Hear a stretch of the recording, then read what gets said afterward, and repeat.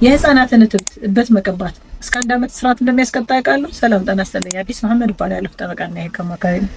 የወንጀል ህጋችን 561 ንዑስ ቁጥር 1 ለላይ በግልጽ እንደተቀመጠው አዲስ የተወለደ ህፃንን እበት መቀባት፣ የህፃኑን ፀሐይ እንዳያገኝ መከልከል፣ ቂቤ ማዋጥ፣ የህፃኑን እንጥል መቁረጥ፣ ግግ ማውጣት ወይም ደግሞ እንዳይከተብ ማድረግ እንደ ነገሩ ሁኔታ ከ3 ወር እስከ 1 ዓመት እስራት ይቀጣል ተብሎ በግልጽ ተቀምጧል።